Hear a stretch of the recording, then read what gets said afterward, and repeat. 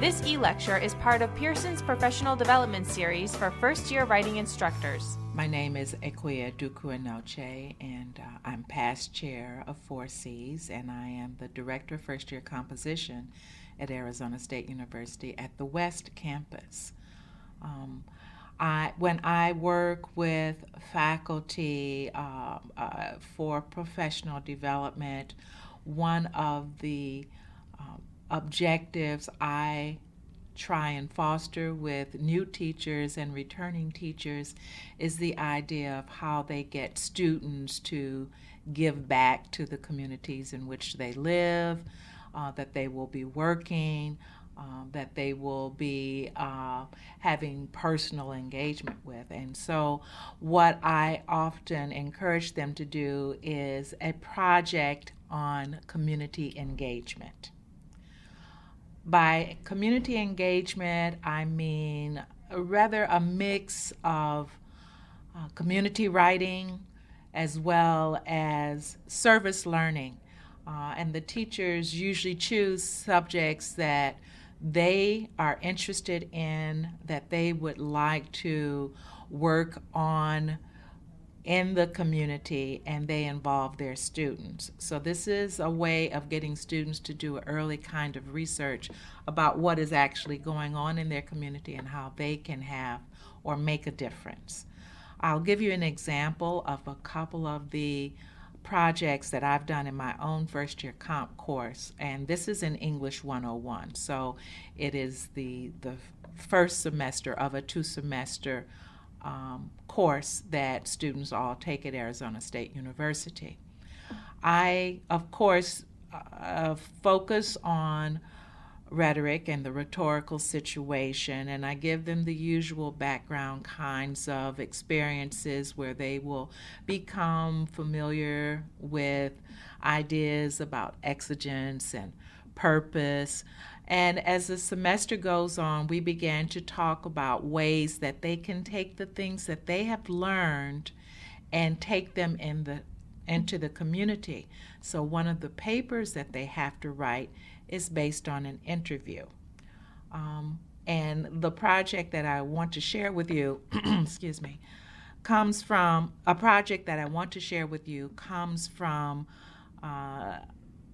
2001. And that project I had intended was going to be one where my students were going to go into public schools that had community influence or had parents, had community activists involved in the development of the curriculum and the enhancement of the program. And so our students were going to go in and they were going to interview students and teachers and administrators as well as other community people about various ideas in the community. On September 11th, 2001, my colleague and I decided, along with our students, that we would do a project where they would interview Muslim Americans. They wanted to interview the Muslim Americans around the subjects that were impacting their lives following 9/11. And so we worked with them on a set of questions that they were going to interview these Muslim Americans in Arizona around. And following the interview, that we helped them locate Muslim Americans throughout the Arizona community, predominantly Phoenix. We went to the mosque, we went to the Muslim American Center, and we went to several other outlets where we would find folks who would be willing to interview with our students. And this was a very serious and a very touchy time. And so some folks were reluctant to be interviewed by our students, but they finally agreed.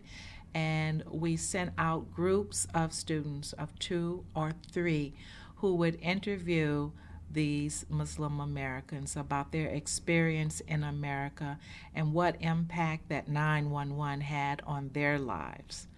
The project was so successful that we had a time where the students didn't just interview them, they taped them. They often did videotapes of them, and we brought the students back in so that they could take these interviews and put them together in one document.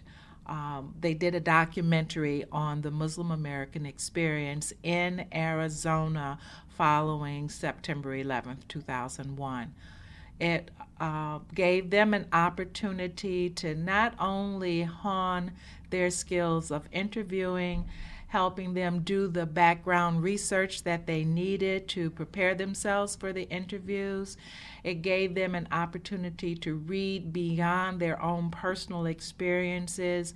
Many of my students were Hispanic students. They were Mexican Americans, a few African Americans. Predominantly, though, they were white students who had not encountered or not had experience beyond their very narrow communities. And so it gave all of these students an opportunity to go outside of themselves, to do research about people who were being impacted on a daily basis by events in our lives that were affecting us all, and coming at that investigation from a different perspective. As I said, they were able to do the research, background research, prior to meeting with the interviewees. They were able to come back and take the materials that they had gained, the information, the knowledge, and to integrate it with 20 other students who then created a documentary. They had collected probably about 24 hours worth of interviews, and they had to condense that into a 40-minute documentary. So they certainly learned a lot of editing skills. They learned to think about audience. They learned to think about organization. They learned to think about how they were going to present their information in a way that was going to be appealing to a variety of audiences. And on an appointed day, we invited not only the interviewees, but other members of the community in to see this documentary and to talk about the impact of the interview on those who had been interviewed, but as well as the students who had done the interviewing, and what learning processes that they had to go through in order to present the material that they had. So I see this community engagement project as a way of bringing together all of the skills that they've learned throughout the semester, from rhetorical purpose and situation to audience to syntax to how you would put together a documentary of this size. And by the end of the semester, when they did this poster session and when they did this presentation, they had also honed their skills in how to present themselves to a wider audience and how to make the appeals that they needed to make in order to make the argument that they were trying to make. One community engagement project that I have done recently with my students involved taking 20 17, 18, and 19-year-olds into a community that we live. I'm in Arizona, and I live in Glendale, and very near to Glendale is Sun City. Sun City West are both communities where it's a senior retirement community. And many of our students had not been exposed to the elderly and had some very negative, some very false ideas of what it meant to be an elder in the community and what their lives were like.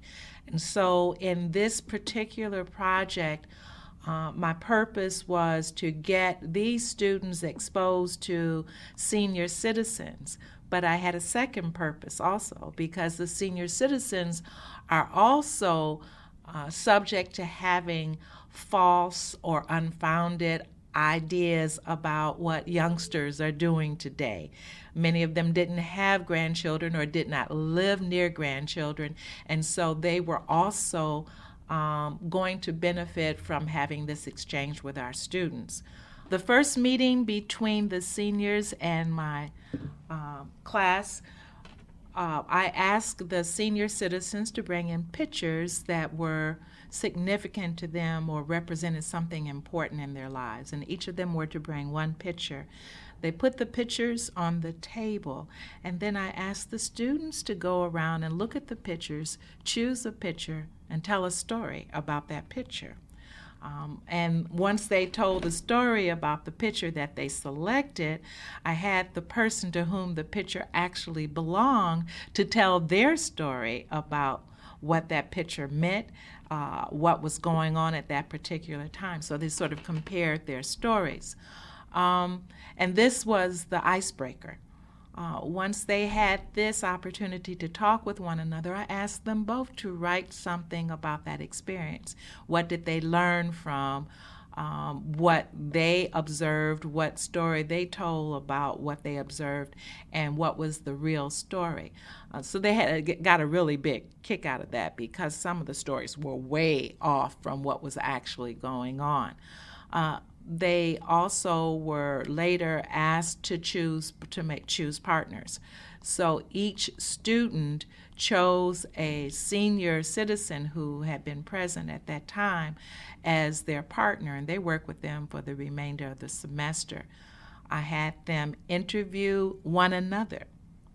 And these students were very techno savvy. They knew about web pages, and they knew about blogs, and all of the seniors didn't know anything about anything. And so I got them to collaborate with one another. I got the seniors to tell the students stories about their lives and things that were important to them and things that they had learned over their lives that the students had to then write papers about. And then the students were instructed to choose something out of the stories that they heard that they thought was significant, and that a web page or a blog or some other kind of technology would enhance these seniors' lives. Many of the seniors told about issues that they were having, about transportation as senior citizens, about health issues that they were having, about things that students just never think about. And when they began to think about them and began to problematize the issues that the senior citizens were telling them about, they had another paper to write about. What was a problem that they saw with the stories or the issues that the seniors had presented to them?